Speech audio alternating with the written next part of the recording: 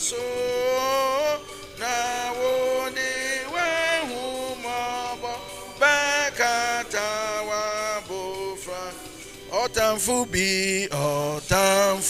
bi ansemi na boni bi anyemi afe ade acheme na mi chinso impai mi na fe ade acheme na mi chinso impai upese me da wasi enti na mi rebayi na sane ya opano me de me ho me ma wo na sane ya opano de me ho me ma uyiye awo ya me anajo a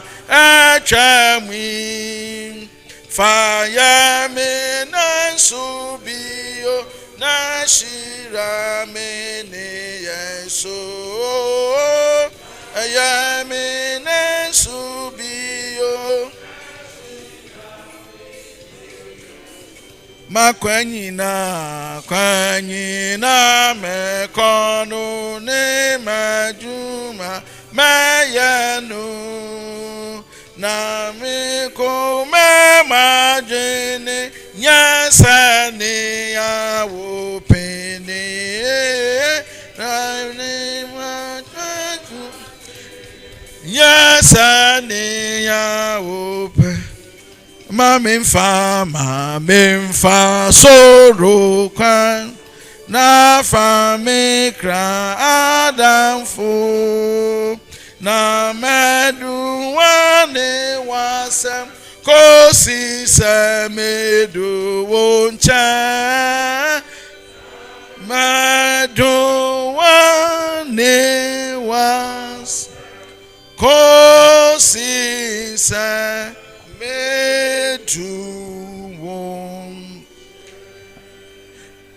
Beloved, I want to invite Reverend Enokofi Obobi, the chairperson for Kwao Presbytery, to do the opening prayer. Let us pray. Once again, our faithful Father and God, we are most grateful unto you for this opportunity to gather at their feet. You gave us a task to till the land. We are here to discuss this week. We pray that your Spirit will lead us and guide us in all our formulations, so that at the end of the day, we'll have every cause to say thank you for being here. We thank you for the presence of our honorable minister and entourage. All those you are going to use to bless this meeting.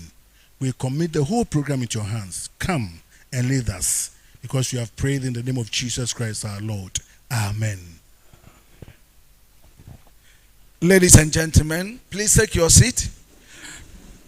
As you know, in every occasion like this magnitude, you need somebody who will chair the function to a successful end. So therefore, I will invite somebody who has been prepared well for that to come and do the introduction of the chairperson for us. Madam, you are welcome. Thank you.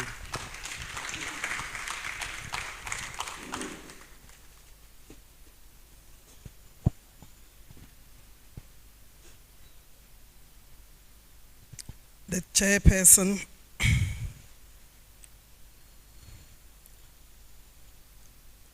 and all distinguished members. I have the singular honor of introducing to you the chairman of today's function. The chairman is no other person than our own Right Reverend Professor Joseph Obri Yabuamanti, PhD holder. He is the 18th moderator of the Presbyterian Church of Ghana. He is the Chancellor of the Presbyterian University of Ghana, Chairman of the Christian Council of Ghana, and a member of the Committee of the World Council of Churches. He has been a minister of the Presbyterian Church of Ghana for over 4 decades, out of which 2.5 decades were spent training ministers and lecturing at the Trinity Theological Seminary, Legon. He has held pastoral positions in Kumasi, Obuasi, USA, and several places in Accra. And he once served as the chairperson of the Equiapim Presbytery. Right Reverend Mante is the immediate past president of the TSS and has served the boards of 21 organizations.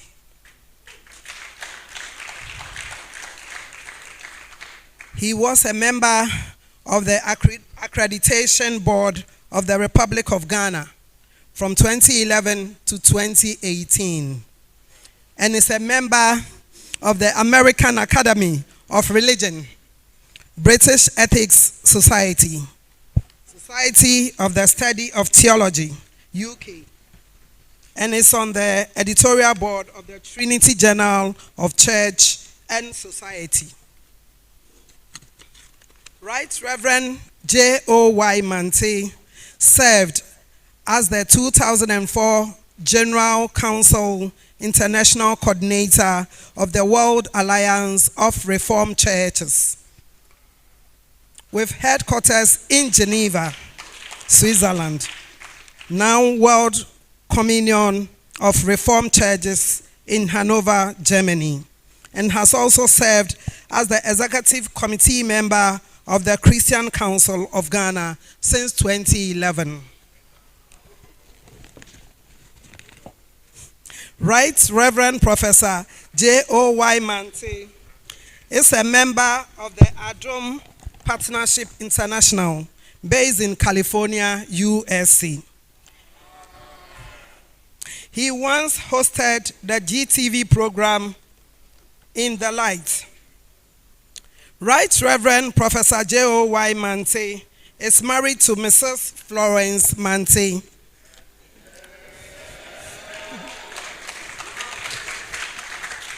And they are co-founders of the Adom Foundation Ghana, which is an NGO which supports over 400 children and students in school every year. Distinguished ladies and gentlemen, with a standing ovation and a round of applause, let us officially welcome our chairperson, Right Reverend Professor J.O.Y. Mante, the 18th moderator of the Presbyterian Church of Ghana, my church and our church. Thank you very much.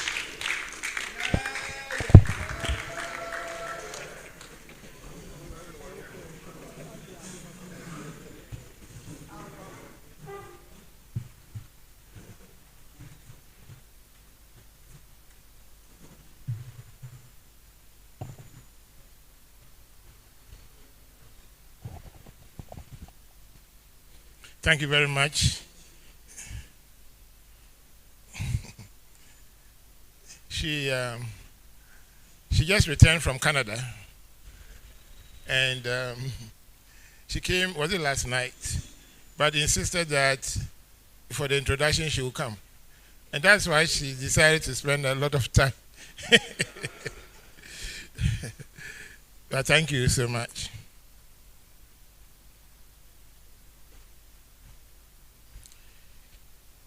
The Honorable Minister for Food and Agriculture and MP for Abetifi, Dr. Brian Echampong. Let me start off by congratulating you. We just heard that, and we saw your picture, that you have just received a PhD, and congratulations.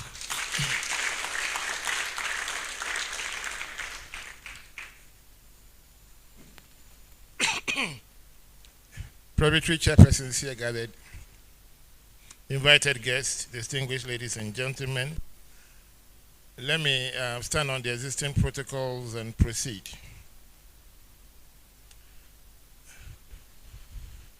Brian, did you see your picture here?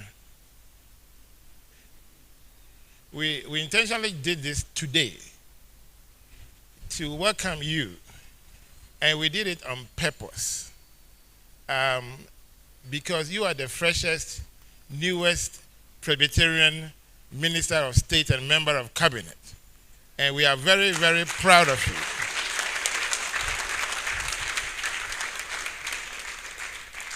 We want you to know that we are with you as Presbyterians. I just remember it was just very recently that we wanted, I think we were working on General Assembly, and some of the YAF people there were all behind you, and they're going up and down with you and so on. And so when we heard that you become a minister, the first question I asked was, is he still YAF?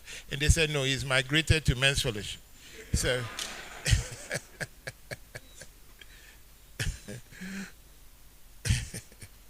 oh, you are one of those YAF who never want to migrate. It's so difficult for some of the YAF people to move on. They always say YAF, yeah, they want to include.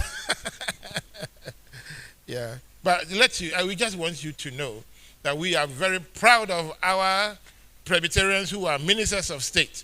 And we like you, we love you, and we will be with you. Just to let you know, once you become a minister and you'll be going to so many other churches doing things, some of the churches are so aggressive, if you are not careful, they might attract you with other things. But I was so happy that during what did they do at Parliament? Was it the interview? The vetting, yes, the vetting. You proudly said, you said, Presbyterian Yame and Abua Wabidu Hase. And I heard you say that, and we are grateful to God. We are grateful to God for that. And we are also very much aware that before you were made member of Parliament, you were already an MP, and that MP is full-time. Member of Parliament is, Minister of State is also full-time. And then also, you have your own business full-time. So you have 3 full-time businesses, and I don't know how you are able to manage yourself.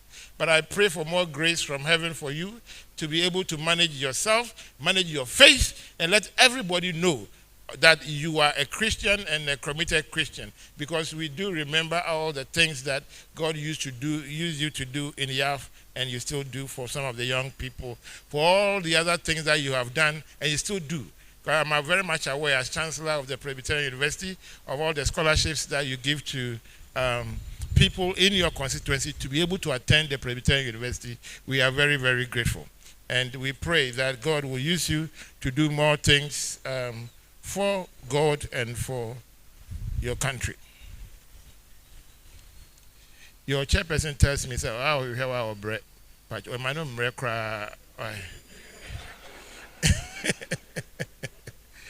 My name is Crowder. Maybe we are order of the fathers. Why? So, Honorable Minister and all guests to this function, our church operates under 7 departments. And Honorable Achampo, it's not because of you, that's what I'm saying. You know the church very well, so yeah. And the one that is largely responsible for our gathering here is the Development and Social Services Department. And they include agri services, health services, relief service providers of the Presbyterian Church of Ghana. We do so many empowerment programs and so on. And the director is here with us. The director is Mrs. Rebecca Teko Saba, Esquire. She's behind you. She's a lawyer by profession, and she's been in development programs. And if we start collaborating with the ministry, you will see her face a lot more often. And when she sends a message, it will be me coming from the moderator, so please. Now, the provision of education is also a social service. but the Presbyterian Church of Ghana, in its wisdom and practices, has separated education from other social services. And there is also an established educational consultation targeted at education. We also have monitorial consultations on evangelism and church growth and church life and nature forum. The Presbyterian Church of Ghana got involved with the provision of agric services from the very onset of the church, when it imported into the country several crops to serve as food and commercial crops by the missionaries. Now, oral tradition has it that most of the foods brought by the white missionaries were prefaced. Now, you know, the missionaries are called Abrofo, Broni, Obroni. And so I'm told that, I don't know how true this is though, any of our foods that you hear brought as a preface, it's more likely it's one of the foods that were brought to us by the Basel missionaries. For example, brofre, popo, brode, a bro. I hope you are hearing. All right. Now, you wouldn't find some of these in the white man's country, but when they did a detour through the Latin Americas, that's where they brought them from. Among the key crops that they brought that has been the commercial lifeline of Ghana was the cocoa. Dr. Gustav Adolf Warner, in his book, The First Cocoa Trees in Ghana, 1858 to 1868, documents that Johannes Haas, the first agric officer attached to the Basel mission, as part of his report on 6 November 1861, wrote that 10 cocoa trees from the seeds he imported from Suriname and planted at Ekropong were doing well. This was way before Tetekwashi. He reported again in 1863 that the coffee trees on the farm had destroyed some of the cocoa trees. So there was cocoa in Ekropong before Tetekwashi, and they were in Basel missionary land. Later, Tetekwashi, who would come into contact with Basel mission through the missionary Johannes Bonner. And I must say from my little readings that Tetekwashi was, if you like, a missionary boy. He was taken through training as a goldsmith and as a missionary boy, Basel missionary boy.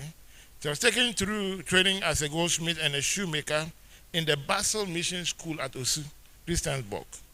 He would later travel to Fernando Po and bring a sack load of cocoa seed in 1879, more than he was said to have swallowed. So he was smuggling the cocoa. He swallowed some, and with the hope that when he comes, he will vomit them back, and then also carry some in cocoa sack. His first farm in Osu did not do well, so he climbed up the mountain to Ekwapime Kropong, where the seedling survived. And that's why you have Tetekwashi's name attached to it. I will not bore you with long history of what was transported, but whatever the case is, whether through the missionaries or Tetekwashi, I want to state on record that it was a Presbyterian who brought the first cocoa to Ghana.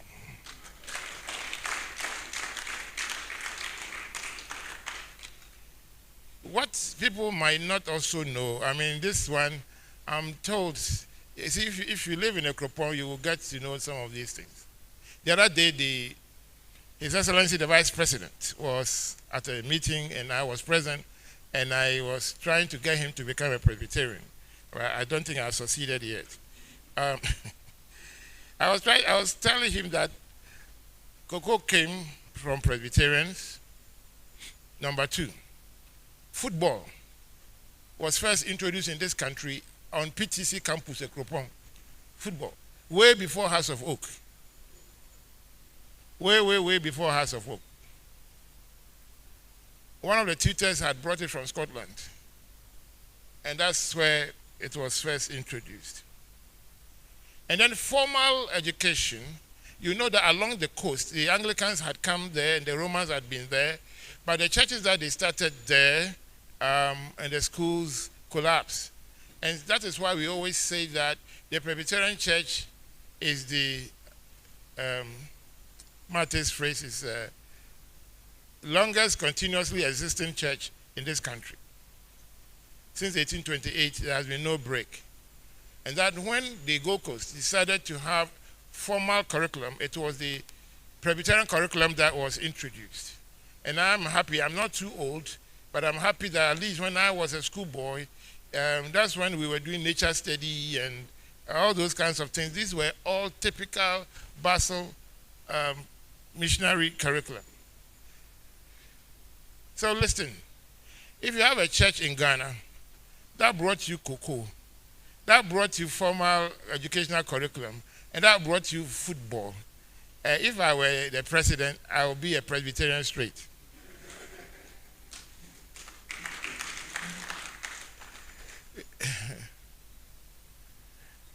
In terms of modern specific interests, the Presbyterian Church of Ghana established the Presbyterian Agricultural Services in the late 1960s to join efforts with the government of Ghana to reduce poverty level among smallholder farmers and increase their income through sustainable agriculture.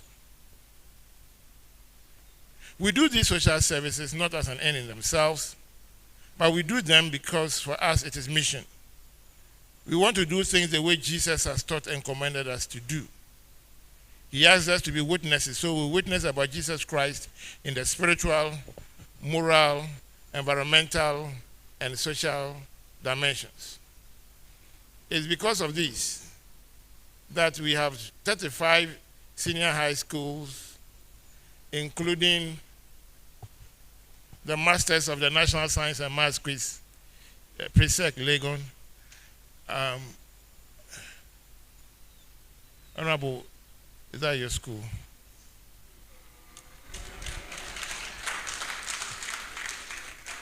I don't know whether it is still the same, but at one point, PRESEC Legon had more ministers in the parliament than any other school. More MPs, yes, more MPs. Still, it's still the same. So if parliament does not do well,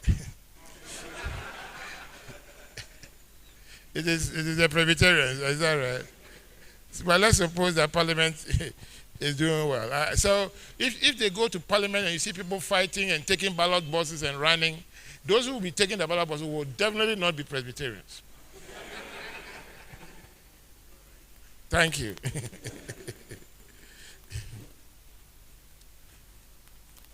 We also have 7-degree awarding tertiary institutions, some up to the PhD level. It might interest you to also know that the PCG is the third largest provider of health services in this country. Government of Ghana is number 1, Catholic Church number 2, and your own church, Presbyterian Church, is the third largest provider of health in this country.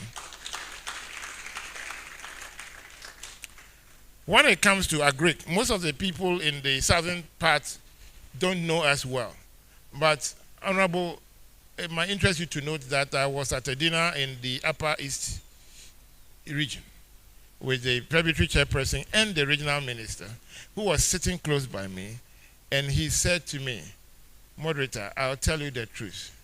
When it comes to social services, your church perhaps has done more than even government itself in the Upper East region." And he's not a Presbyterian, and for him to have said that, because I really remember that, and it was a powerful thing for me. So one of our headline services include the fact that we have 6 agricultural stations that include Abokobi, Langwinsi, in the Langwinsi northeastern region, Tamale, Garu, and Sandima. In these agricultural stations, we currently work with over 200,000 smallholder farmers across the entire country. 200,000. I wish time would permit you. I know you have cabinet. I wish time would permit you, because immediately after this, the agric people are going to do their presentations. Today is agric day for us. And you would see even your own chairperson, the kind of farm that is doing at Tiasi, which is Tiasi is in the Abetifi constituency too. No, okay. Yeah, it's just amazing what God is using the church to do in these areas. Over the years, the Presbyterian Agri Services has championed the delivery of agriculture and rural development services with a business orientation and market access focused towards the socioeconomic empowerment and eventual poverty reduction of rural farm families in Ghana. Program intervention areas of Presbyterian Agri Services include agricultural advisory services, agriculture extension, farmer-based organization development, production and marketing for food and tree crops, climate change and environment, and advocacy and gender. These we have always sought to achieve through result-driven approach and strategies. Ladies and gentlemen, in the 2023 farming season alone, over 4,200 women were supported with seeds and organic fertilizers to augment their production levels by the Presbyterian Agri Services. 5,000 farmers, 3,400 women and 600 men have been trained on good agronomic practices. 48 demonstration farms have been set up and 3,000 acres of farmland is currently under improved management practices. This was mainly in the northern parts of Ghana. 23 tricycles have been presented to cooperatives with cumulative beneficiaries numbering about 23,000 women to aid the transportation of shea nuts and other commodities. 8,000 women have been supported with safety materials, including hand gloves. I'm talking about 2023 hand gloves, Wellington boots, nose masks, and first aid boxes to reduce the risk of reptile bites among shea collectors. 200 women have been trained and supported to add value to shea butter value chain production. These women are producing a range of products, including soaps, body cream, hair products, and are currently waiting for accreditation from the Food and Drugs Authority to fully commercialize production. As indicated earlier, the Presbyterian Church of Ghana does not take for granted the need to protect the environment, hence the rollout of our ecological integrity program. This campaign in the past few years has led to the planting of over 2,000 seedlings of shea, mahogany, cassia, dawa, cashew, and coconut across the country. Not to mention the fact that as a church we planted 700,000 trees across the country. As part of the church's campaign to promote biodiversity conservation, starting from March 2020 to date, we have facilitated the construction of over 12,000 improved cook stoves, which use less fuel wood, smoke less, and last longer than the traditional three-legged head stoves. I hope we are all aware of when you have smoke getting into the eyes of the women, changes their eyes, and they suffer a lot. And so to think of it, a church that has helped to provide 12,000 stoves across the northern part of Ghana is wonderful. Through proper dialogue and advocacy, a total of 20 hectares of land has been conserved in 10 communities as parklands, with beehives installed in them as an additional income generation source. About 30 share cooperatives have been linked to reliable buyers who have so far supplied about 3,500 metric tons of shea nuts and still in the process of supplying more. 120 groups comprising a total of 5,000 women have been trained on financial literacy and cooperative business development. In the southern parts of Ghana, we are currently doing rice farms in West Achim Presbytery, nursing and distribution of several thousands of palm seedlings to farmers in Achim Ebuakwa Presbytery to create an outgrower scheme, mango farms at Abene and Abonze in the Kwawu and Ekwapin Presbyteries respectively, and several cocoa farms by congregations and districts. During the consultation last year, we resolved to revive the Presbyterian farms at Tiasi in Afram Plains. I can confidently tell you a farm manager is at post there, and in a few days, we'll be harvesting from the first 30-acre maize. And on this, I want to thank the Kwawu Presbytery chairperson, but for the fact of a little ill health, you would have seen a picture of him sitting on a tractor. That was part of my goal last year for this year. And I am yet to taste the corn. I have become a OMP. Looking forward, over the years, the Presbyterian Agri Services has built comprehensive expertise in technical and extension services, community-level advocacy, running input support service programs, and facilitating business development services for farmer-based organizations. We have also built reputation as a financial training services provider, linking FBOs to community and rural banks in their operational areas. We have partnerships with the Global Share Alliance, Rural Development Fund, Fuji Oil, Tree Crop Development Authority, and other state and private agencies that share a common mission to provide innovative, participatory, and continuously proven agricultural strategies that move towards sustainable food security. And some of their top people are here today, honorable, to hear you. These experiences have placed the Presbyterian Agri Services in pole position as the preferred value chain driver for the yet to be rolled out phase 2 of the Planting for Food and Jobs. As a church, we look forward to continue partnering with government in agri. Let me say this, honorable, that just like in the health sector, people in the church are Ghanaians. But sometimes people study some kind of studies, and once in their minds, everything they want to do is secular. When you mention church, as if church people are not part of the people in the society.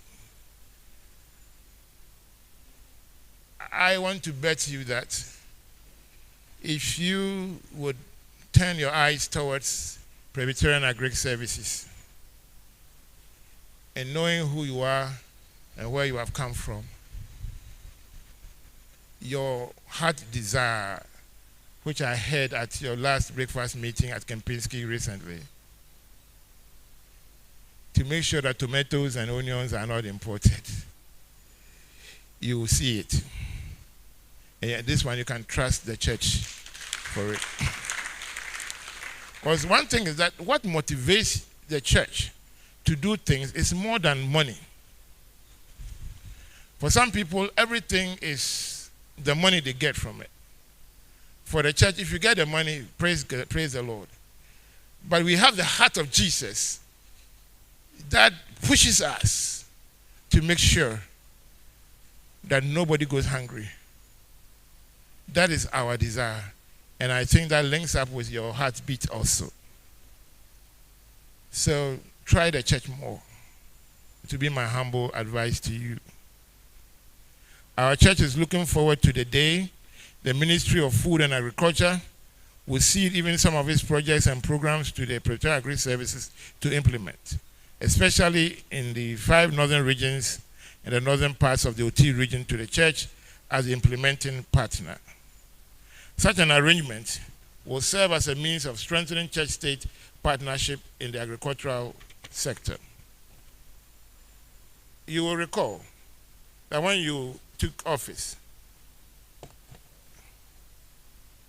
I made a personal call to you, and later on we followed it up with the leaders in the agri sector to come to your office.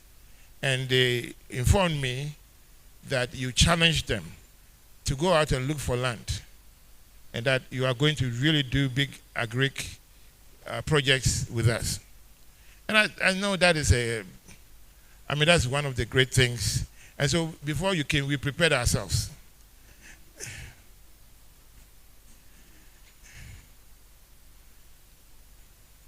So we have land in the Water Presbytery, although it's in the Eastern region. The name, if I don't pronounce it well, forgive me. Abromayao. Abromayao, yeah. We have 100 acres of land there for maize. Akradi, 100 acres of land there for maize. Faso, in the Kwawu Presbytery, we have 640 acres, which is 1 square mile, for maize and yam.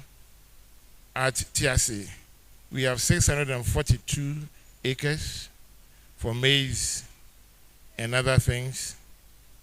Mradang in Kwawu, 642 acres. 642 acres, this is all one square mile, for maize. And then in Sunyani, we have 100 acres. In Nabari, in the upper regions, we have 100 acres also. All totaling 2,334 acres. Honorable, we really prepared ourselves, and we are ready, as long as you are ready. Knowing that you have come out of us, something that you want to do that we believe is good for Ghana, to really make sure that everybody is fed in Ghana, we as a church, we stand to support you and support it. Before I sit down, in this room you will see, Honorable, that everybody is wearing a hat. And just to let you know that you are part of us, I brought your hat. So which one do you want, blue or blue?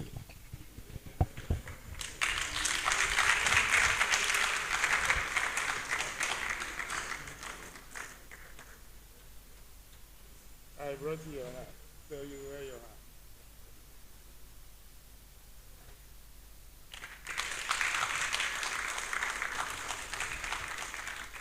And the hat says Presbyterian Church of Ghana, 4th DSS Consultation 2023.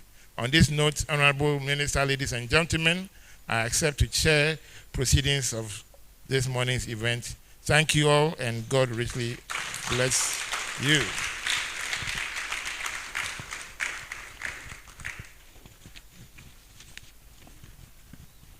Honorable, lest I forget, I want to officially present to you the paper on the acreage, and I know we will do it properly in your office. But just want for everybody to be my witness.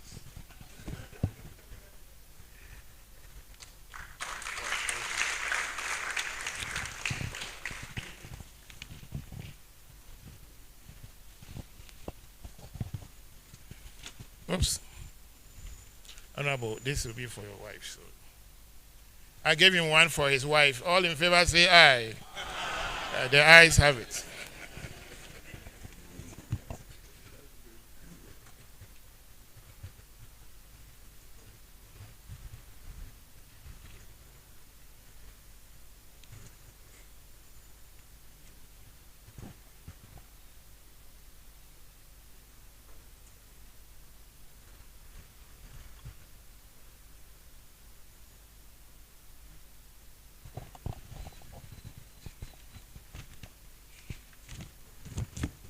We thank the moderator for accepting to chair this morning function for us. And like I said earlier, this is a very important meeting. We are talking about agriculture. Therefore, if we are talking about agriculture, we have some other personalities here or stakeholders who are connected to this program. So I will invite them, I will introduce them and invite them to give a fraternal messages, short fraternal messages. So the first person I have here is Honorable William Ejapon Kwetu, is the Chief Executive Officer of Tree Crops Development Authority. Honorable, you are welcome. Please, you are invited here. Honorable, you can do it in 3 minutes? Maybe less than that. I'll give you 3 then. Okay. All right. Okay. Professor Chairperson, Honorable Minister, all other protocol observed. I'm really pleased to be part of this morning's program, in the sense that when Tree Crops Development Authority was inaugurated on 29th of September 2020 and actually took office in early January, the first institute or organization that called on us to come and find out what we're really established to do was the Presbyterian Church.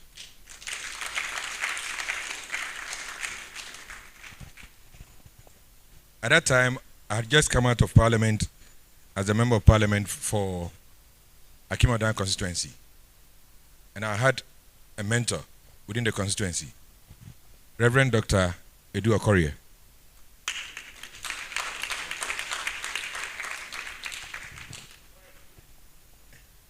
I don't know whether he's here. Where are you? He's sitting right there. He was sitting right there. Maybe he just stepped out. Yes. So Reverend Okorie was one of my advisors, mentors, and then prayer warrior. And so when I was given that position, he called me at home and we had a chat on it. And he mentioned that there is an institution of the Presbyterian Church that is fully into agriculture, and that he was going to inform them about our institution and to give me a call. So 3 days after that, I was at home in Accra. I live around Hacho, and I think they have an office close to Hacho. So he gave me a call and said that they are in their office.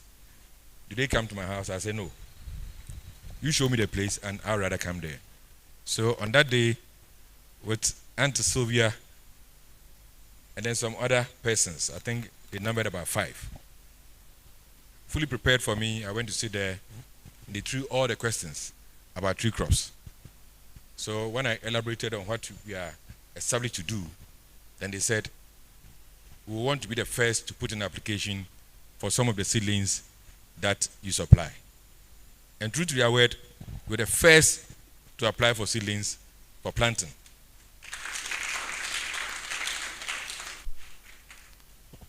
And so I was only praying that, we depend on government.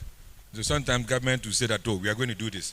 I was only praying that within that year that I mentioned what we are established to do, government will have the means to buy the seedlings for us to really distribute. In 2022, it did happen. So in 2022, I spoke to them at length, providing all the necessary advice, and given the lands that they had, they applied for about 7,000. They said about 100 acres, 100 to 120 acres of coconut plantation. And I gave them all the quantity that they needed. Normally, if you apply for about, say, 10 acres, we'll try and say that, no, we'll give you 5 and you have to go and get a 5 acres somewhere. But in the case of the Presby Church, looking at the way they were organized, the number of calls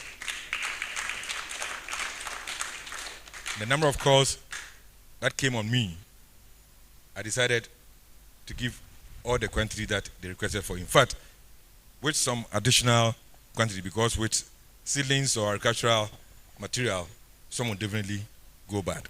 So we gave them 7,000 seedlings for the supposed, and that translates into about 110 acres. So that just in case some of the seedlings went bad, then they could replace them. We sent these seedlings to all the planting sites that they wanted. And as you say that, Auntie Sylvia, though a woman, is very capable to the task.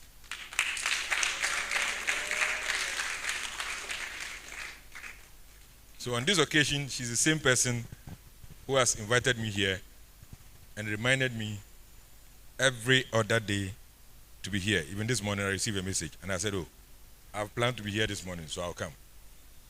Thank you, Auntie Sylvia. What we have not been able to do is to follow up to check on what you have planted. to provide the extension services and any other planting services that you may need. But I think that she made me aware that they have capable men within the church who are also agricultural experts, and that they'll take care of those plantings. We want to see it so that next time we have seedlings to supply. With my boss here, in 2021, 2022, 2021 we did less than 1 million seedlings. In 2022, we did 2.75 million seedlings, ranging from cashew, coconut, mango, oil palm, and all the other 6 crops that we do. So, Professor Chairman, if you want to know, we don't do only coconut. We do 6 tree crops. So depending on where your lands are, you may need some of the crops that will fit those particular lands. In particular, when I mentioned that we had cashew, she mentioned to me that he had lands in various areas, and I said those areas will not be good for cashew. And that is why that year, even though we supplied a lot of cashew, we did not give them any cashew for planting. But the lands that they mentioned, from our records, we could see that coconut could do well in all those places, and that is why we supplied only coconut. Of course, mango could also do well in those areas, but I think that they preferred coconut to mango. So the 6 crops that we do are coconut, mango, cashew, oil palm, shea, and then rubber. So tree crops development authority is to regulate and develop 6 of these crops that I've mentioned. There are other tree crops, but by act, they are not part of what we are supposed to regulate and develop. I think that in future, they all come on board. That is citrus. Now I hear pear is also doing very well, and they will also come on board. So for your agri sector, if you have an idea of going to any of these crops, I think that the best place to pick your seedlings is the tree crops, because we ensure that the genetic material that is planted is from the laboratory. It's certified before we give it to anybody to plant. If some of you are farmers here, you bear with me that some people go to pick some seedlings like oil palm, you plant, and after 5-6 years, you realize that they are not fruiting. It simply means that you saw somebody's plantation, well planted, fruiting very well, and then you got attracted and you went to pick some nuts under it and you went to plant. It will not do well. For such crops, you have to always generate the genetic material from the laboratory before you can plant the hybrid. And that is what tree crops is established to ensure. And they make sure that after planting too, you have the marketing also monitored by tree crops. So this is in the years of your own son. 2024, I think that we've done our plans already. We have in mind to supply almost about 4 million to 5 million seedlings. And I hope that we will help tree crops to be able to find the money.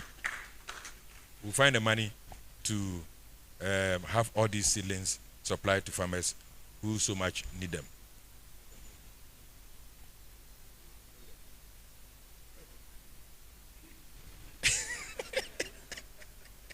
Anyway, let me change it. That's my boss talking. We have the money. because so, but what were you trying to say though? I said we will find the money.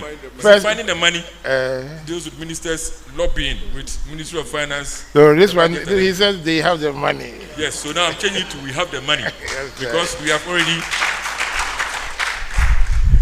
already landed a World Bank project of about $100 million. Oh, wow. And the $100 million is going. Part of it is going to be used in supplying these seedlings. But unfortunately, it's for only 3 crops. That is cashew, rubber, and coconut. So if you have lands or soils that can cultivate these 3 crops, for these crops we have the money to supply the seedlings. Unfortunately, the 3 other crops, I'll go back to my West Minister, we will have to find the money for the 3 other crops so that we supply seedlings to everybody within the country. Thank you so much for this invitation. I look forward to having more interaction with Auntie Sylvia and her group so that we can all project your farming agenda forward. Thank you so much. Actually, Honorable, the reason why I made you speak for 9.5 minutes instead of 3 minutes is because I was waiting to hear we have the money, and you have said it. So, thank you very much. Thank you, Honorable William Ejepon Kwetu. The next person to address this meeting is a representative from Ghana Enterprises Agency. He is the Director of Financial Support Services, Directorate of the Ghana Enterprises Agency, in the person of Mr. Eric Afram. Please, you are invited. Mr. Afram, can you do it in 3 minutes? Yes. You can do it in 3 minutes. You are not a politician, so no. When you say 3 minutes. Well, in fact, I'm representing our CEO, who would have liked to be here, but due to some circumstances, is not able to be here. So she has given me this message to share with you. But you said you do it in 3 minutes. Yes. Okay. 3 minutes. All right. Thank you, sir. So it's an immense privilege to join you all as the special guest of honor at the Presbyterian Church of Ghana's 4th Development and Social Services National Consultation under the theme Jesus Christ, the Alpha and Omega, spreading the gospel through impactful social services. The gathering represents a unique opportunity to celebrate the fusion of faith and community services. I am deeply moved by the dedication and commitment I see in this room already, where faith transforms into action and where service is rendered with love and compassion. As we come together to discuss, learn, and inspire one another, let us remember that our individual and collective efforts have the power to make profound changes in our communities. Our shared commitment to the teachings of Jesus Christ and our desire to serve the least among us are the guiding lights of our lives. As the CEO of Ghana Enterprises Agency, I have the privilege of leading an organization dedicated to fostering economic growth and empowerment. However, I believe, just as you do, that economic growth is only one part of the equation. Real sustainable progress comes when we combine our faith with action to create positive changes in our communities. I encourage each of us to engage deeply in the conversations that will unfold during this event. Let us all share our experiences, insights, and challenges, knowing that in doing so, we strengthen the bonds of our community and amplify our impact. Our collective wisdom and dedication have the power to transform lives, and in so doing, glorify the name of Jesus Christ. I look forward to an enlightening and productive event, and I'm confident that the results of our collective efforts will be a testament to our faith in action. Thank you very much. I believe I did it in less than 3 minutes. Thank you. Please, let's do it better for Mr. Afram. Let me also mention that Mr. Eric Afram did not come alone. He came with Mr. Gershon Kumsen, who is a senior business advisor, also from Ghana Enterprise Agency. So you are welcome. Ladies and gentlemen, I want to invite Mr. Samson Asumedu, the Chief Financial Officer from RDF Ghana LBG, to speak.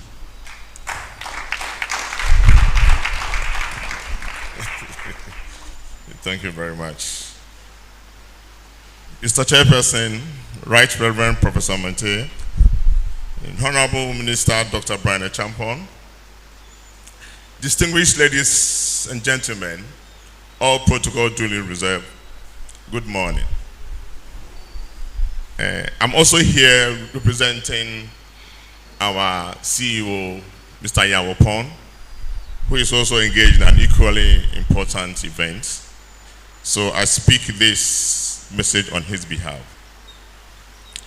RDF Ghana is honored to participate as a key partner in the annual Department of Social Service consultation meeting of the Presbyterian Church of Ghana. Our relationship with the Presbyterian Church of Ghana was marked by a mutual interest for the development of Ghana's agricultural sector. The Presbyterian Agricultural Service, through its subsidiary, the Farinaya Agribusiness Center Limited, has thus been the reliable vehicle for the execution of the mutually related missions of RDF Ghana and the Presbyterian Church of Ghana. The Presbyterian Church of Ghana has built a solid reputation in food and income security. Your consistent efforts in agriculture advocacy services, market linkages, community advocacy, and gender mainstreaming, environment and climate change, as well as other forms of technical assistance, have been remarkably beneficial to farmers, their families, and to a large extent, Ghana. Are equal for a good work done. RDF Ghana has leveraged this experience to strengthen the work the church accomplishes through PASS, as well as fulfill our organizational mandate. We are pleased that PASS cooperatives in the Northern, Savannah, Northeast, and Upper East regions are presently benefiting from a total loan amount of 1.3 million from RDF Ghana through the partnership between Farana Agribusiness Center for the promotion of the mechanized agriculture services and the financing of the Village Savings and Loans Association.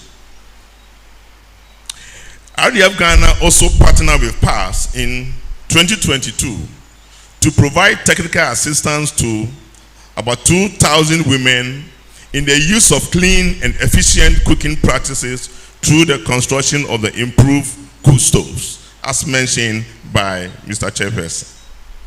Additionally, we have also been able to train about 200 women in the Share Butter Value addition in Tinguri. On the back of this, we look forward to a future where we can expand our footprint in the areas of women and youth development to create long-lasting impact.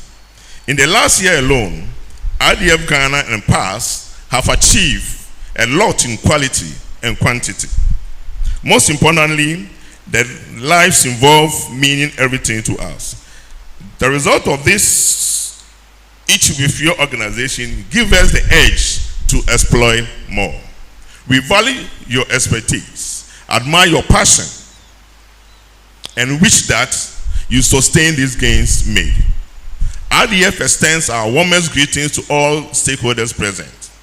Thank you all for your kind attention, ladies and gentlemen. Asumdwe and Kamo. Thank you. Thank you, sir.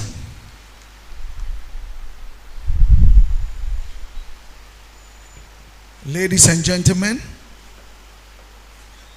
from Fuji Oil Ghana, we have Mr.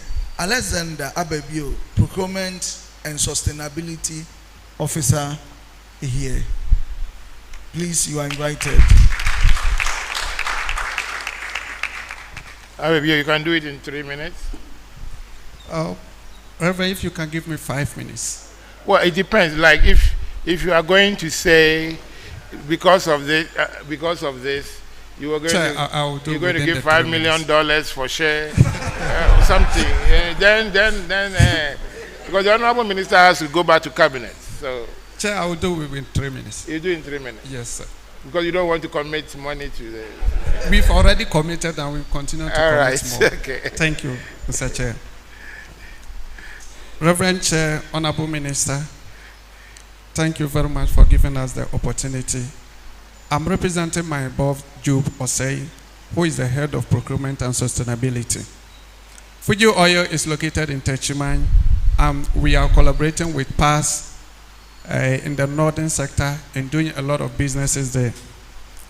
As of now, we've constructed some smaller warehouses in the 5 northern regions to help in our stocking or storage of our shell nuts.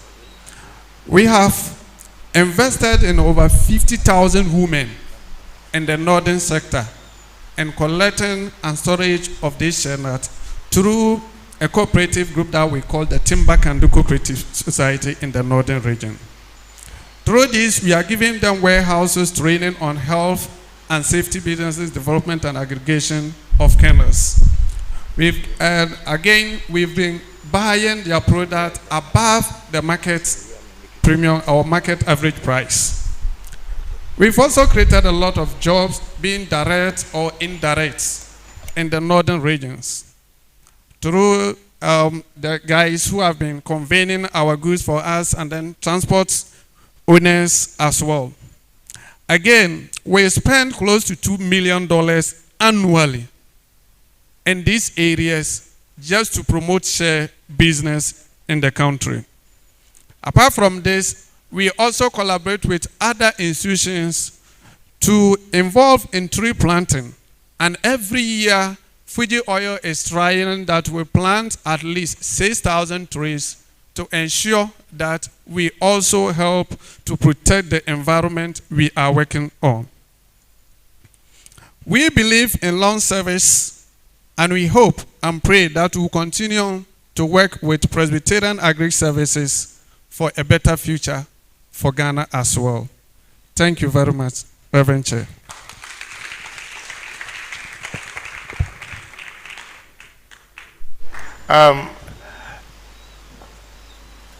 The chairman of Agric committee, professor, is a professor of Agric, and honorable, I think you must know him. Okay, so I'll invite him up here. I'm going to give you 3 minutes. Anything Agric that you want minister to hear. I don't mean the textbook one, so I mean the Presbyterian Agric Services. You are the chairman of the committee. That you want to say, I want him to hear before he speaks. Let us, with a round of applause, invite Prof. Yes.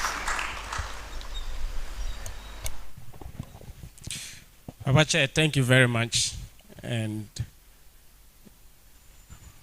I want to stand on existing protocol and deliver. Honorable Minister, you are very much welcome. And for me, it's been an exciting time to meet you. In the lead up to our recent Ghana Animal Science Association and Ghana Society of Animal Production conference at KNUST in Kumasi, we extended invitation to you, but it seems to have coincided at the same time as the launching of the second phase of the Planting for Food and Jobs. So you were able to send a representative. First, on behalf of that platform, I want to say thank you for sending someone to come and grace the occasion for us. And continuing to serve the church. Papa mentioned that I'm the chairman of the Agriculture Committee. And recently, I also took over as the new director of Development and Social Services for the Asante Presbytery. And to show the activeness in the work that has been done by my predecessor, Dr. Joseph Ofedakun, we have just started the Salem Chicken Project at Ramsia Vocational in the Ashanti region.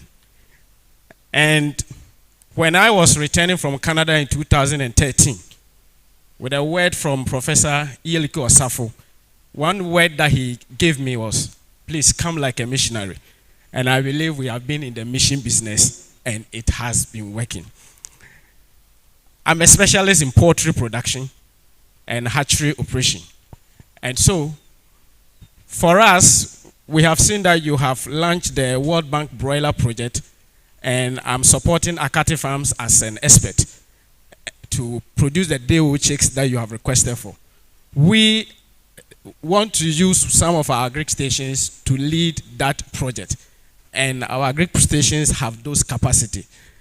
In all the agriculture stations, we've been doing pilots, so we need your support in that direction to be able to do the needful in the poultry industry and to cut down on the over 400,000 metric tons of frozen chicken that is imported into the country. Day-old chicks, we are importing close to 25 million into the country. We want to be able to also reduce that with your able effort. On the crop side, when I met you outside, we didn't know if it was due to God's intervention that Papa committed 100,000 Ghana cedis last year for us to start the maize project in Tiase. And we learned that you are asking us to provide lands for those projects. What has been the most difficult part for us is we had to depend on a lot of human effort to do that farming project, and that has increased our cost of production. So we will depend on your support for mechanization and to be able to make this work very well. I traveled to Germany, and in a train from Bremen to Cuxhaven, you could see the maize fields. And when you fly, you see the big farms. Ghana, we are very much capable. And we know that skill is very much important. Within the Pretorian Agricultural Services, we have very wonderful skilled hands who are able to support your mission. For me, it has been an exciting opportunity to have seen you to become the Minister of Agriculture. We are not stopping there. We have touched on the agriculture aspect, both crops, 3 crops. Director has come to speak, and we are up to that task. But one thing we have also noted is that there is high unemployment, especially going into the rural areas. One model that I have started, which we want to also adopt within the Presbyterian Church, is building model farms, where currently what I do is to train the graduates on campus in what I call a skills training center. We send them to go and become farm managers, and that is one of the products that we are testing at the TRC. Kingsley is a first degree student, recruited straight from our training, and he's the TRC Agric manager. That will bring the community people, the informal sector, who have less or no education, and we train them to become the farm hand. And by this model, one farm that I'm proud to say we have set up is 140,000 capacity poultry production farm in Dunkwa, upper Denchira area in Kosubi. When you appear, there is like a city. And we keep multiplying this. You mentioned Mr. Jobosei. I'm also a consultant for his farm at Tuabodom. And since he handed over the farm to me, he doesn't care anymore because he knows that it is in able hands. So, Minister, we are committed to entrepreneurship, to be able to use these youth to be able to create the needed employment. And if you come to these farms, people that we felt couldn't do anything because of their on-farm skills training, they have jobs. And we negotiate for their salary, their benefit, and everything, and they are aware. The Pretorian Agricultural Services has that capacity and the potential. And you can trust us that because we are a church, we are also an honest organization, and you can depend on us. Thank you very much, and we live to be able to work with you to make your time as the Minister of Food and Agriculture a very successful one. Thank you very, very much.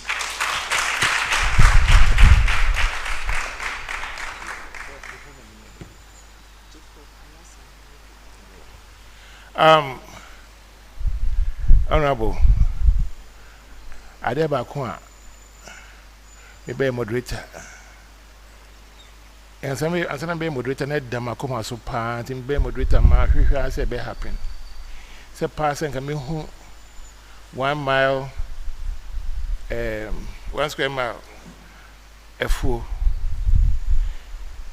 And you now know your back consultation, a chairperson. Papa, you bet to me, nti yɛ start yɛ na vote sika kakra na wa start kakra na me bɔ mpae sɛ kai bɛba yi yɛbɛba ha no na wɔno yɛatena helicopter so a yɛbɛtwa photo na wɔno te tractor so na wɔhyɛ kyɛ na wɔhyɛ boots sɛdeɛ ɔkaeɛ no sɛ wokɔ aburokyire na wohu sɛ ɛsan so saa na because yɛn sɛ yɛwɔ schools senior high schools bɛyɛ 35 mehu de nti a wɔn sɛ ɔmɔbrɛ wɔ aduane ho na nka yɛn ankasa koraa na yɛ provide for yɛn schools yi ne adeɛ ɔmo nyinaa nso yɛ Ghanafoɔ me mpaebɔ no asɛ astarte kakra ɛbɛm nti ogyina hɔ na wɔkasa no mɛsrɛ mo Ghanafoɔ monyɛ ma me ansa na mawu wae nyɛ menyɛ nwuɛ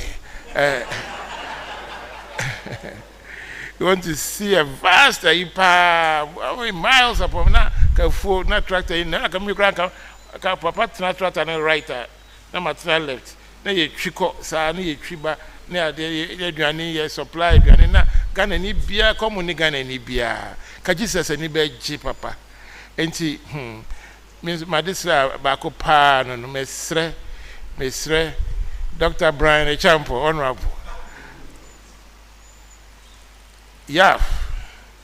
fellowship in Christ radin ka wono mo na obreso en happy kameni je be gi aga mama ya be fa wa hye kire kra hallelujah. Thank you, moderator. Beloved, let me remind you that this program is live on PCG TV and all PCG social media platforms. Thank you. We will sing Presbyterian hymn 276. Asama Yekremi. After that, the Honorable Minister will speak. Presbyterian hymn 276.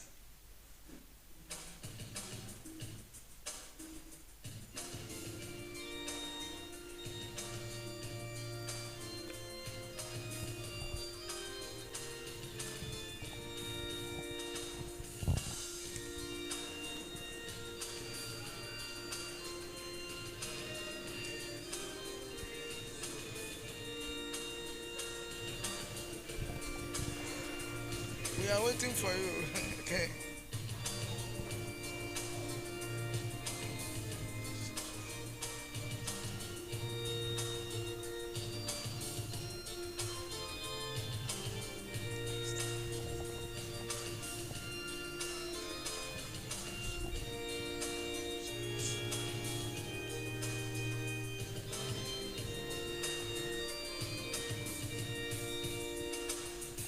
Sama yekura munyi ya Yesu Kristo di nasa aya ne di nunti yeni sa arinsa nanso ati sebrufua woduwa no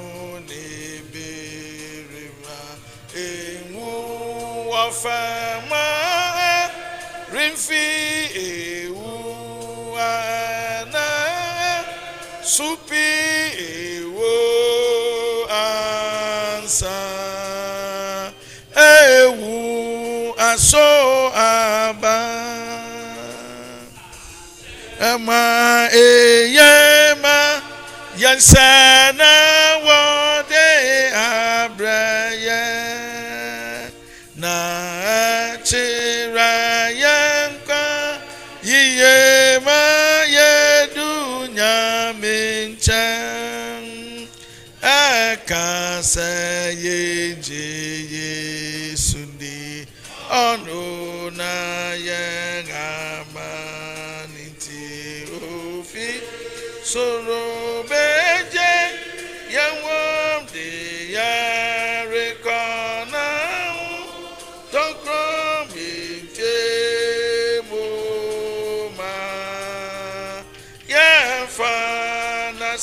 so down.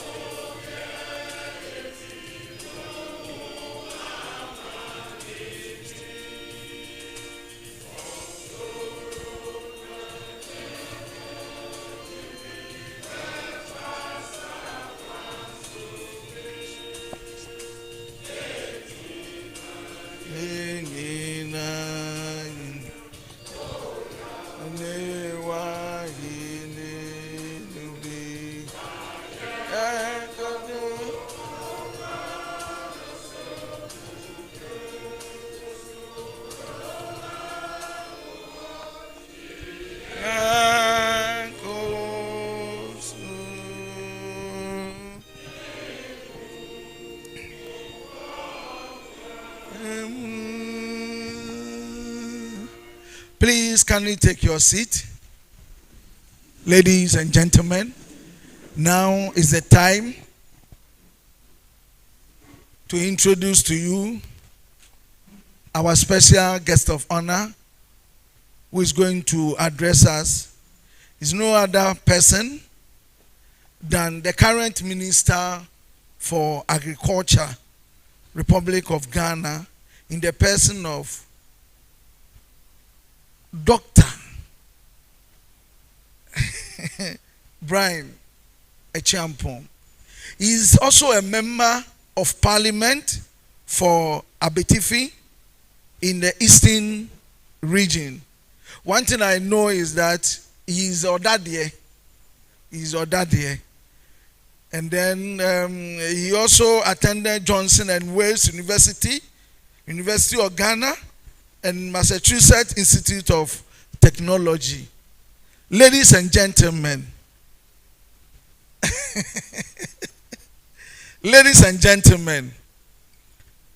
with a round of applause, I invite Honorable Dr. Brian Echampong to speak to us.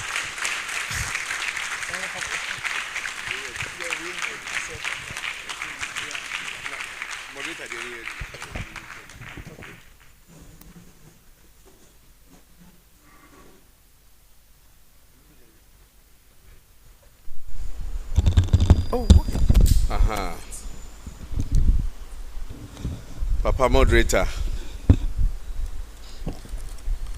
Presby, sorry, penning for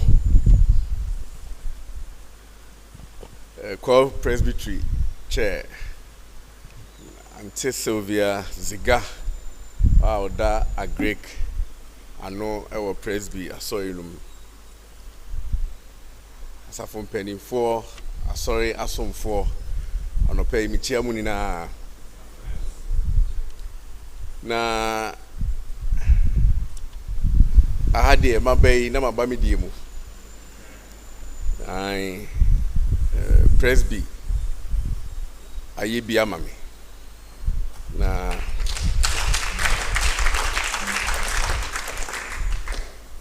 minim se kwan bi aso ansa na Nyankopon be frɛ me no mesume yebi ama Presby.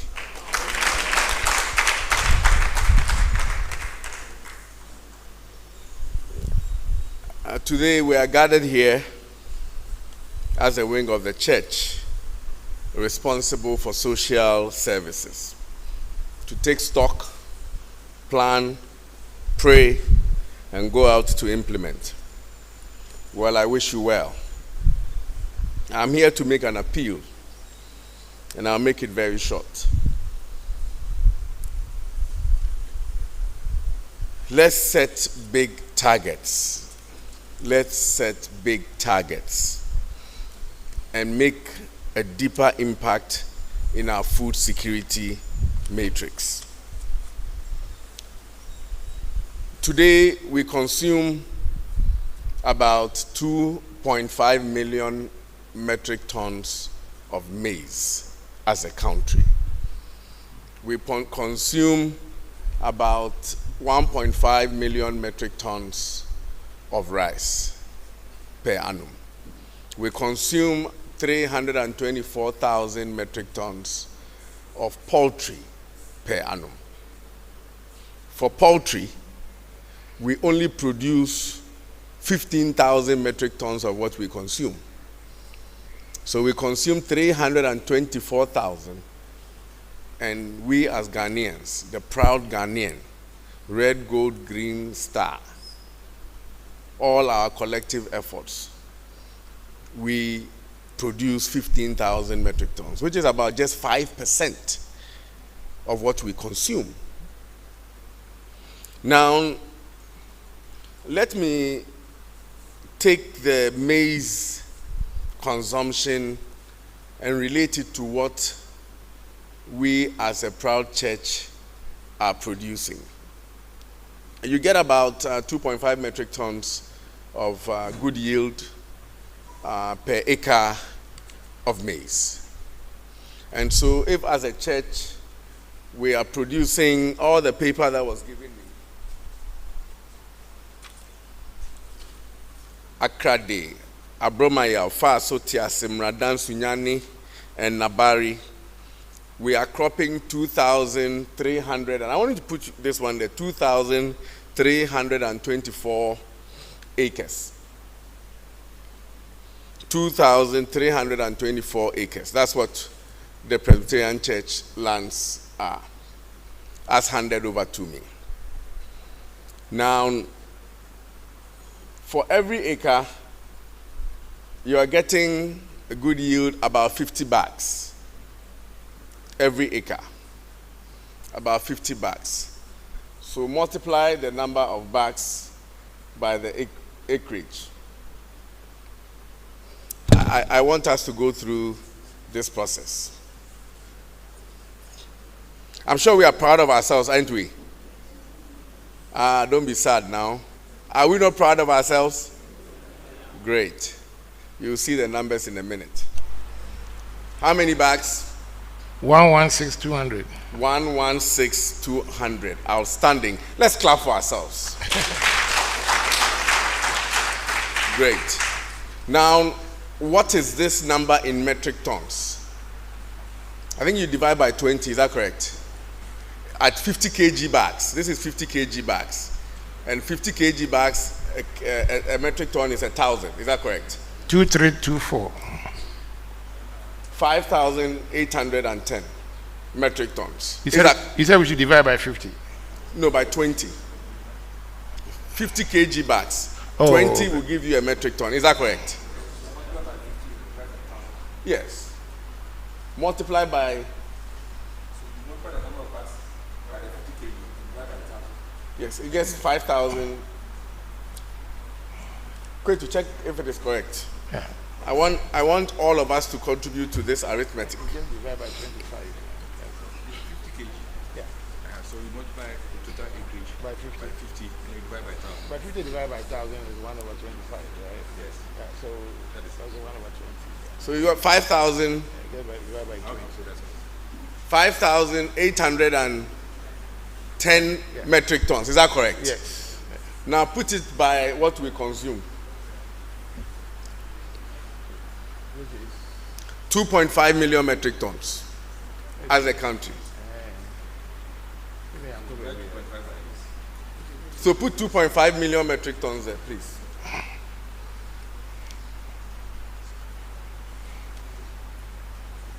Out. Now, as a country, we consume 2.5 million metric tons. And then we as a church were producing 5,810 metric tons.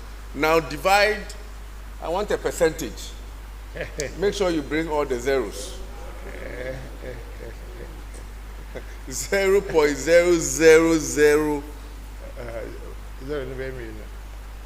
No, I don't know what you're doing. Okay.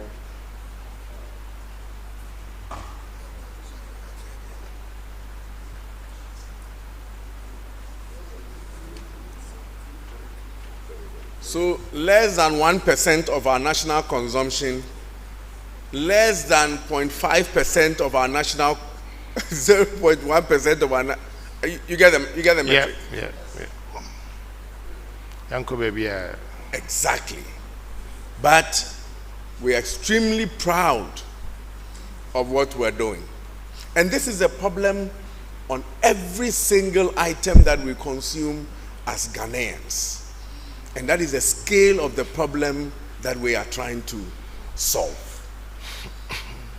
So our individual efforts is not in relation to any targets.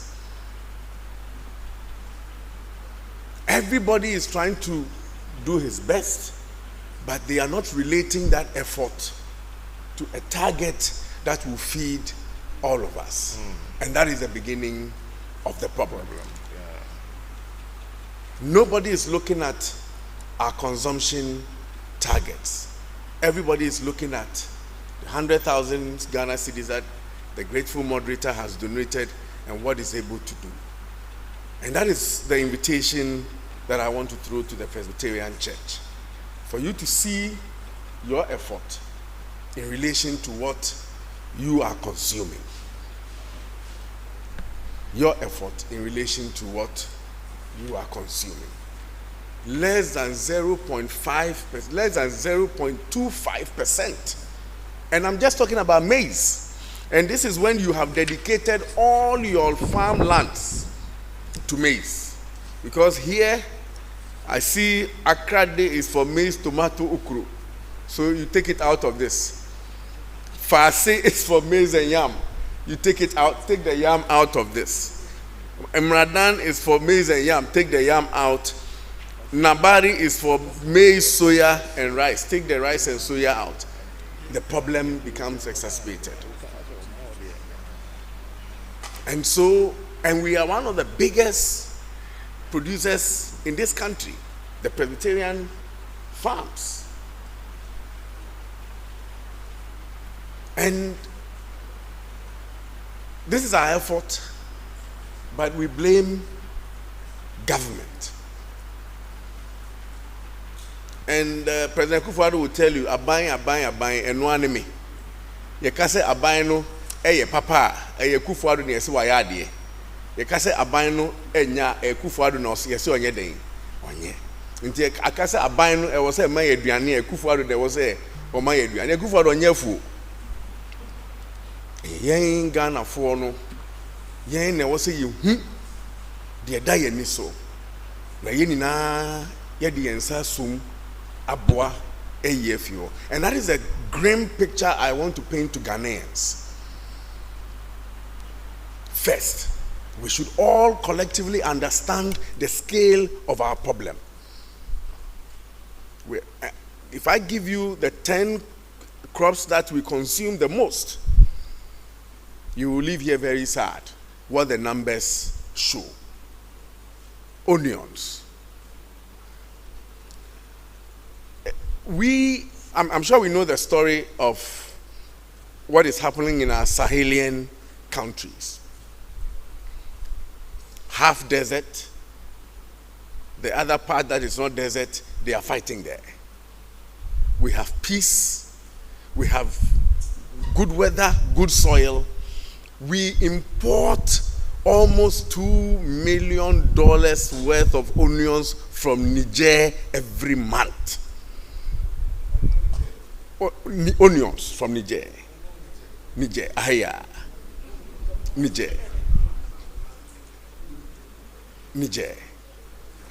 They don't pray more than us. We pray more than them. I bet you that. But we import $2 million worth of onions from Niger every month. $24 million per annum. And you see, these dollars that we are talking about, they don't wire transfer the dollar. They go to the black market and then take the cedis that you have given them by buying their onions, go and buy the dollars from the black market, put it in their trucks and send it to Niger. The onion people are bringing about 30 trucks, 40 trucks, 50 trucks a month from Burkina. They are taking the dollar from the black market to Burkina. Those who are going to China to bring the frozen chicken are on their way. The Netherlands, they are on their way. Your dollar is going.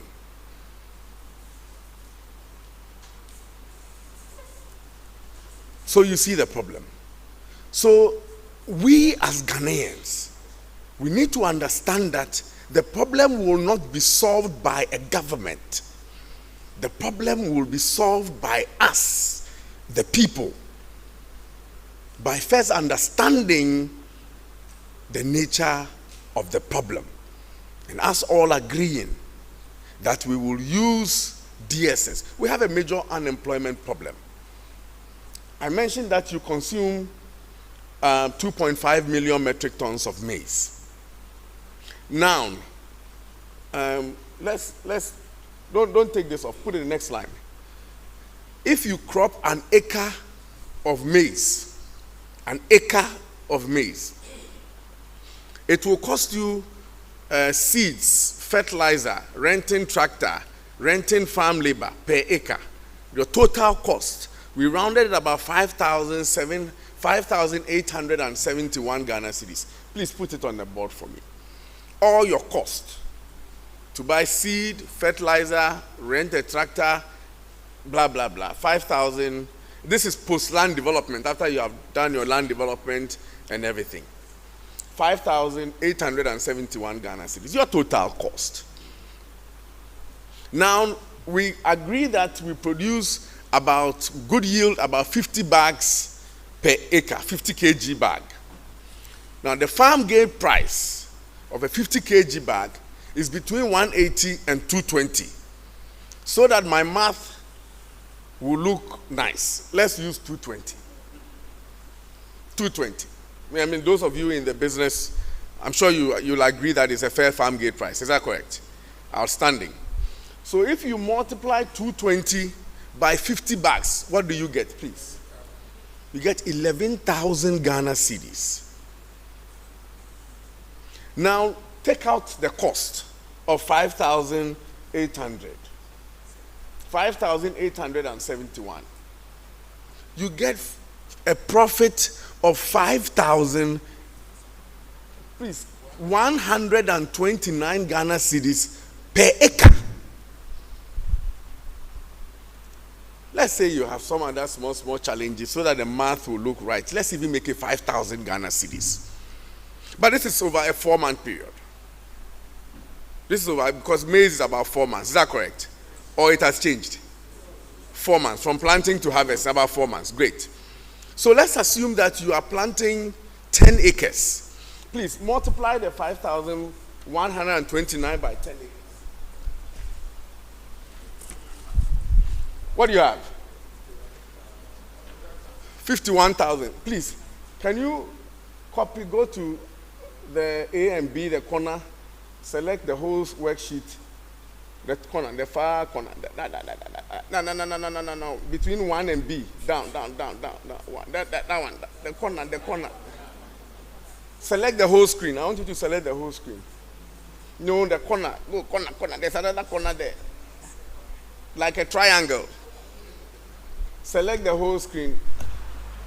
There you go, that was easy. Now click on the comma so that I see all the comments so people appreciate it. Click on, yeah. Nice. That's what you get when your Minister of Agric is a PhD in IT. So people appreciate it. Okay, great. So this 51,900 is by cropping 10 acres in a 4-month season. Is that correct? Is that correct? Excel sometimes can be wrong. I just want to be sure. Now, maize you can do in 2 seasons. Is that correct? Wonderful. So multiply this 51,900 by 2. Multiply by 2. Outstanding. Are you also the Presby accountant? You are good. Your math is good.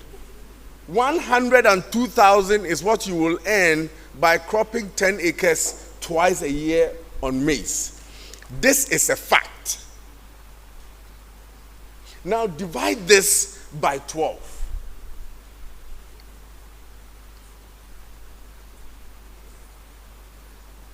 Which is every month.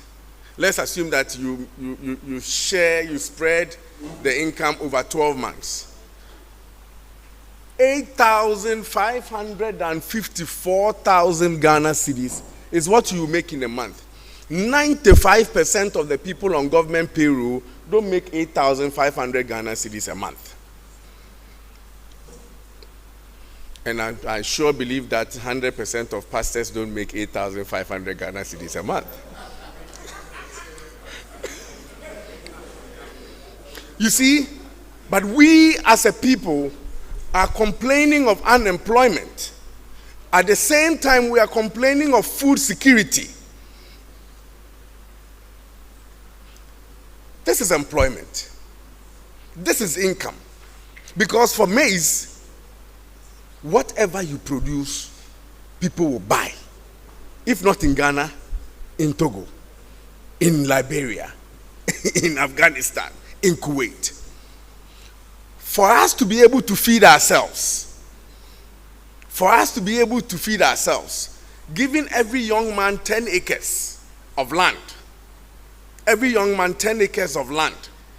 when we have employed 100,000 young people just cropping maize on 10 acres, earning 8,500 Ghana cedis a month, we will be food secure.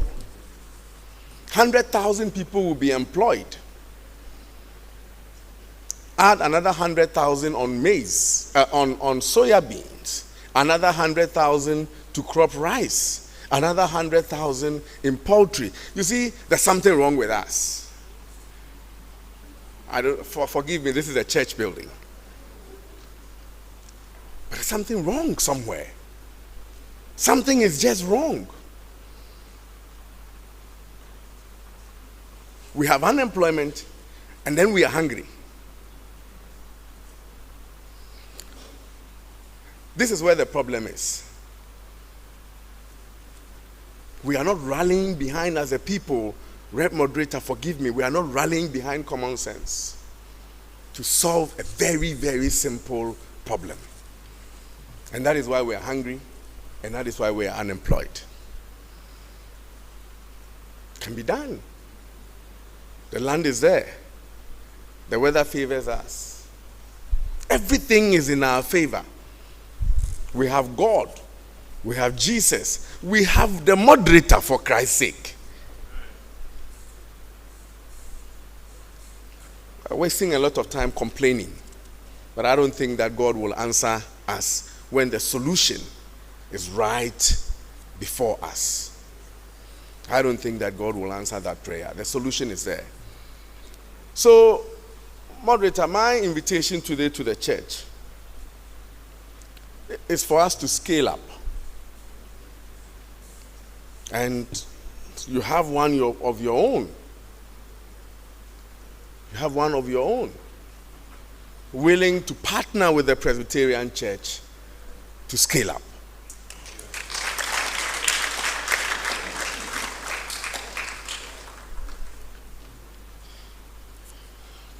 I'm ready to commit whatever resources of the state. If the Presbyterian Church is into agriculture, I don't think that because I'm a Presbyterian, this is conflict of interest. This is not even conflict of common sense. We are going to partner with the Presbyterian DSS to ensure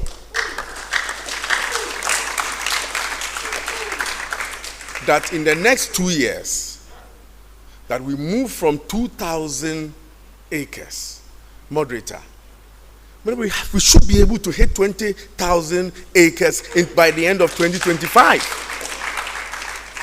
By 2025, the whole of the northern region, just northern region, as in not the 5 northern regions. I'm talking about northern region with the capital Tamale, not Upper East, not Upper West, not Savannah, not Uti. Just the northern region, we have 3 million hectares of land. 2.3 million hectares of that is arable. It's there for farming in the northern regions. The whole of the Netherlands, Amsterdam, capital, their farm size, the land available for farming, is 2 million hectares. The Netherlands is the second largest exporter of agricultural produce in the world.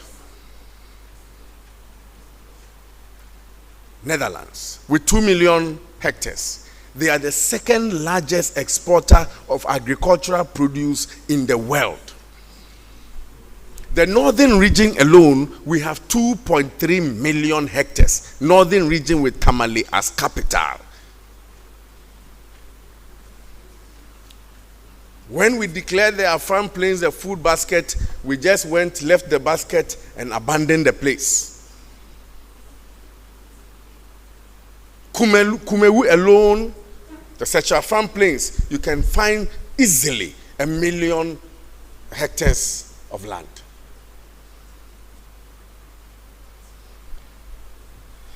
Mr. Moderator, let's scale up. And I am prepared in this journey of 20,000 acres by 2025 to work with the Presbyterian Church for us to achieve that. And I shall do that.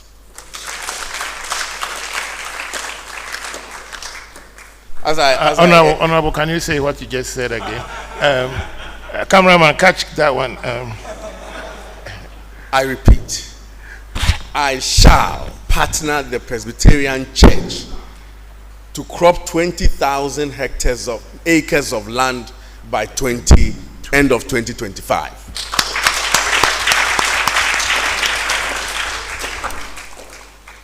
In conclusion, but you hardly go to the Presbyterian Church and leave without supporting the cause, unless they've changed and I didn't get the memo. And therefore, just to match, Reverend, what you did for Atiase, I also want to commit 500,000 Ghana cedis, personal funds.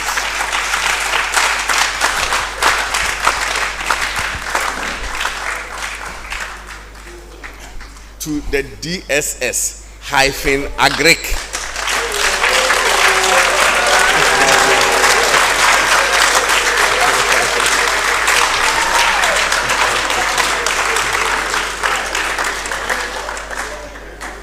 The specifics are very, very important. Other than that, they will mix it with everything. You're a good Presbyterian. You are no. Yes, Presbyterian Church, DSS Agric. Yes. 500,000 Ghana cedis of my personal funds to support the programs that you are running and your journey to also crop 20,000 acres by 2025. I will also work with you in the securing the land. We have a formula now with the chiefs. The president met the National House of Chiefs and mentioned to them that the young people cannot afford to come and pay those huge sums of land, sums of money for the land. Young people just don't have that money. And the church is in the same category. We don't have the money. But what we have is that 5,871 includes a cost of the land. So the mechanics works out such that if you have cropped 11,000 and you are paying the 5,800, it comes about sometimes 19 bags, 20 bags that you will use to finance the crop that you have done. That 19 bags, a portion now goes to the landowner. A portion, as I said, in the Hokwa, Unyahi was so, and yet a fear babaji and abaji is cabibri. Tia Cordoa, a bar, near Ducha Fire Day amount. Sani Babe, a brewer near the Brunei Day. 10 bags are now dini na assembly. We are also going to facilitate for you to get the seeds, improved seeds, and fertilizers, and the agronomic practice from our extension officers and the new ones that we are bringing on board, all at a cost. But this cost you will pay at the end of the harvest.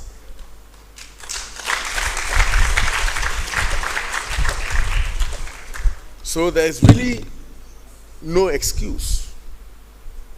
There's really no excuse for us not to reach that 20,000 acres that we want to do. And that is my pledge to the Presbyterian Church. But moderator, since you have, this is not a Greek.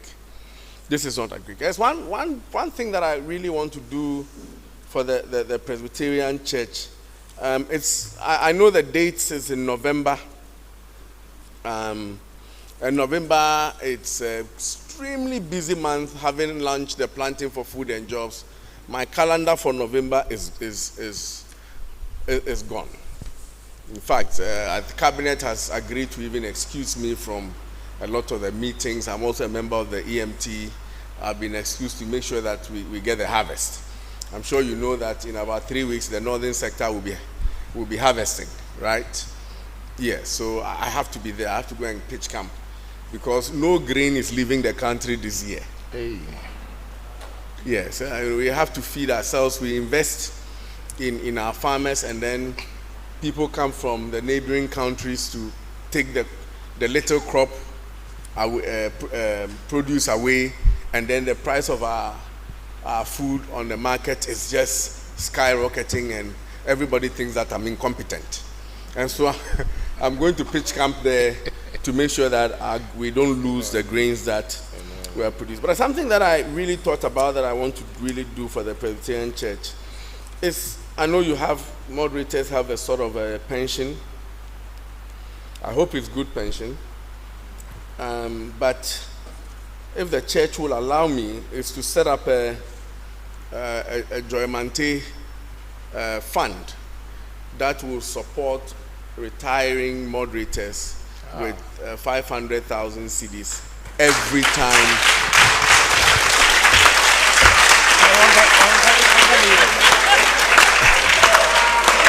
Hello.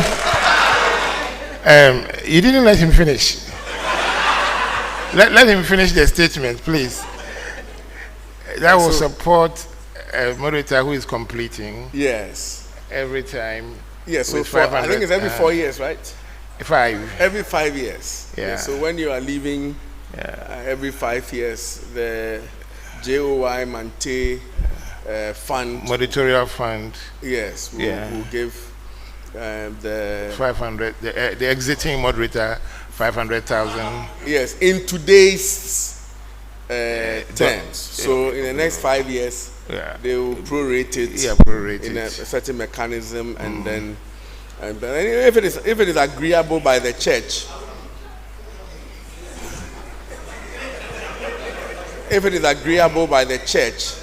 then I will deposit this. What fund will yield a return of 500,000 cedis to the church, so that anytime the moderator retires, but it's something for you to. I don't know if it will be acceptable. The people here, they don't have the capacity to say yes or no. So there are only 2 or 3 here who have the capacity, but the rest don't have the capacity. Otherwise, we would have voted right now. But let me touch the spirit of the house. Then I will take that to GAC. All in favor, say aye. It looks like the no's were all against, say no. Oh, wow. Moderator and team, the Core Presbytery head is my friend. The president directed that I should be giving another phone, a cabinet, one of the cabinet phones, because he was complaining that he can't reach me. So the Core Presbytery chair is always complaining. My friend will be I just want to let the president has the same problem. So I want to thank you very much for the opportunity to address the house. I pray that I was able to lay bare the issues we face as a country and our contribution as a church, and look forward to working with you to solve our food security and unemployment problem. Thank you very much. Please do it better. Do it better. Better. Good. Yes, sir. Tenasina, the Edruno, Abru Pieroso.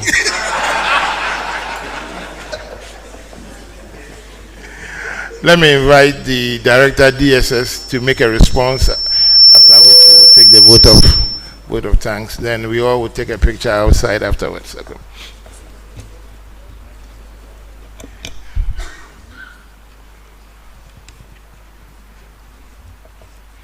So I don't know how I made that. So 500,000 Ghana cedis will go to Agric, but I will tell you something where the whole discussion started from. Okay, so we will, and then there is going to be a JOM and Team Editorial Fund starting from this year. Yeah, right. Actually, you people, you don't know, when I started from this year, the discussion had to do with, it just happened that I had invited him to my send-off. And he's looking at his schedule and his inability to come. To work hard, he wants to always scale everything up. He said, I can't no money now we are by no amount 2,000, 5,000 or so. I didn't mention the fund the prep. And so that's how that's what is laid out. And I think we've never heard of this before, and this is great. We are very, very grateful. And in addition to that, he is seriously committed to scaling things up to make sure that by the end of 2025, we will not be talking 2,000 acres. We will be talking 20,000 acres. And he is seriously committed to partnering with the PAS, Presbyterian Agri Services, in doing this. So at least these three major things have been laid out, and he's opened our minds to the fact that if we are thinking 2,000, the country will not go anywhere. And by percentage, that was 0.23%, right? And Presbyterians, we constitute about 3-point-something% of Ghana's population. So, actually, exactly. So we are not feeding ourselves. So even if you multiply it by 20, it's going to be 2.3. It will still not feed Presbyterians, right? Because we constitute about 3-point-something. So we will need to scale everything up. And one thing I'm very grateful about is you're trying to challenge us, tell us. What you are saying is that we are thinking in small terms. I don't know here was I say we say we are getting kitty near the into where our became why that's mama. Papa moderator, sir, honorable guest of honor, we are humbled by your words and the charge that you have given us. As I sat there and reflected, the song that we sang this morning came to me, a charge to keep, I have, a God to glorify, a never dying soul to save and keep it for the sky. But for the soul, we need to eat here before we get to heaven. And that is where all these very wonderful targets come in. Honorable Minister, the challenge you have given us is very well accepted. We will take it up and we will ensure that by 2025, we will even do more than 20,000 acres of maize. And we'll even add poultry to it because the National Agric Chair is a poultry specialist. So with a lot of support from my chair and Mrs. Sylvia Ziga, who is our Agric Coordinator, we welcome this and we will work with you. We will have conversations. We will start working immediately all across the presbyteries. Here in this room, we have 14 of our presbytery DSS directors from Upper to Gan. Setre is here. Achimebuakwa is here. Asante is here. Dagmetong is here. Who else is here? Bronga Hafo is here. North is here. Western, Central, and we all have lands. North America, Australia is also here. And we will all come together to ensure that by 2025, these figures that you have given to us work. One of the things that Papa Moderator always says that we are hawks. We are eagles. We should not play with chicken. I think we have been playing with chicken. Now we are moving up. We are moving up into the sky. We are soaring. And that helicopter vision that Papa Moderator saw, where he was sitting on a helicopter and going across and seeing so many acres and hectares of maize. That will come to pass in his lifetime. Amen. And I pledge on all your behalf, please, if you pledge me, raise your hand. This is DSS. We also have a vote when it comes to us, that we will all work together to make this a reality by 2025. Amen. Thank you very much. And I hand over, Papa Moderator. Thank you. Thank you very, very much. Piero, I think we can now go ahead and, no, before you do, Honorable, since you are now on your own, can I take three questions? Yes. Yes, okay. Right. Micro doctor. Dr. Friendly. Asante,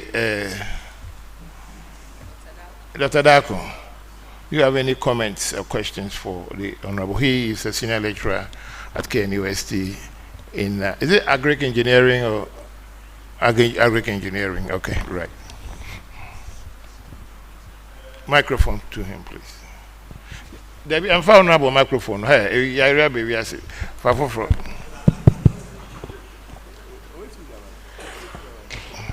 Yeah, there's another one. So we will take three. Is there anybody else who would like to speak? Let me see your hand. Edu Okore, your name was mentioned, so I'll call you the other one. Yeah, he was telling us that you are his mentor. Yes, yeah. And then I saw a hand at the back. Who is there? Who is at the back? Which presbytery? Upper. Okay, so I'll take those three first. Yes. 1, 2, 3, yes. Moderator and the chairman of this occasion, I am completely flattered. Flattered is a word I am coining. I should be saying I'm flabbergasted by what the Dako, did you attend Prembe College? No, I went to Presec. Presec? Yes.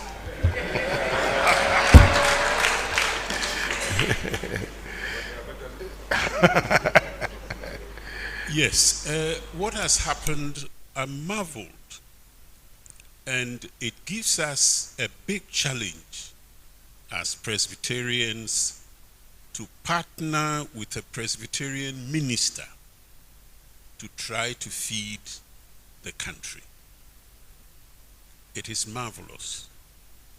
And I would even add that it is marvelous in the sight of God. Let us all come together. Let us understand what he feels he can do about the country, and let us work forward. It is a pity that I am leaving as DSS for Asante. But because of this program, I will partner with the DSS director now for the next 2 years. So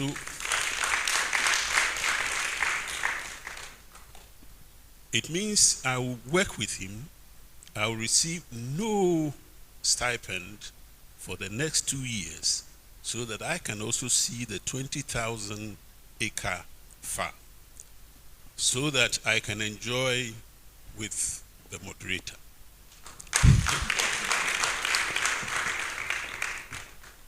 Papa, we will use some maize for Banku and Kenke, and I'll eat with you and the minister. Thank you very much. Thank you. Dr. Edu Okore.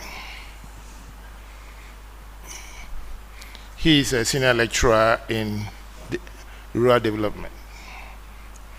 Moderator, thank you very much. When the minister was speaking, my mind was thrown back to some 40 years ago, when or earlier than that, I started life as an agric extensionist.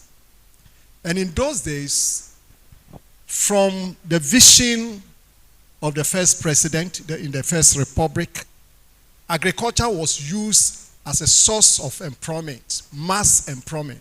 So we have the state farms, we have the food production corporation, and those ones that we have a mass of young people employed on the farm. Of course, it was a state farm, but it ensure also food security, produce in excess, and so we had a food distribution corporation in the cities and other towns that pick the produce from the farm, store it and make it available during the lean season. I'm wondering whether, from what you were saying, the state will not consider going back to those kind of models so that waiting for 4 months before you get an income will not be very encouraging. Rather than I am working for the state. Of course, I know all the weaknesses there, but we try to ensure that they actually work. And I'm assured that once I get in there at the end of the month, I'll get something. We can do that with a lot of the lands that are available. And so, Honorable, I think I want to suggest that if you can begin to think of... You want to ask whether he can consider going back to state-owned farms. Yes, please. Okay. Thank you, sir. Thank you. Yes, the one next to you, on your right. On your right, yes. Your name and where you are from. My name is James Kwame Bakaponi from Upper Presby. I'm the manager for Presby Agri Station, Langwinsi. Langwinsi? Yes, please, Papa. Okay. Thank you very much, Papa. And Honorable, thank you for this morning. You spoke about the land in Northern region, which I perfectly agree with you. But the issue we have, even the quantities we produce now, a lot of them get lost through post-harvest. And if you go to the northern regions, you see a lot of vast land, but the accessibility is an issue. Sometimes you see just a stream of, say, 5 meters, and it has cut off a lot of areas that people could go and farm. So most of the roads are not also very good for transportation of some of this produce. I want to find out whether, as part of your plans to improve upon the food security, whether you are considering these rural area roads, and I think that will be able to support some of the... Thank you for speaking for Honorable Amwakwata. But let me, Doctor, yes, because the first one was a suggestion, so Doctor, you can speak, yes. Yeah, he teaches people how to make money at the university. Yeah. Thank you very much, Papa. Honorable Minister, I think it's kind of a comment and a suggestion that probably you should consider in your pathway now. You realize that for some time now we've been looking at supply-driven kind of policies when it comes to even our youth. I would suggest that as you moving into this new pathway, which we all want to support, and that's why most of us, like Prof said, we came back home. The Netherlands, some of us have lived, we worked with them, we've mentored, we're still mentoring. And unfortunately, there is something that we've not added that I would suggest that you look at. The sustainability mindset of the targets that you want to reach out to, especially the youth. If we want to really reach out and sustain this production and make real business case, that is something that I would suggest that please consider in your policy, because that is what is affecting us in our pathway in getting especially the productive youth to get into. Thank you very much. And Mr. Appiah.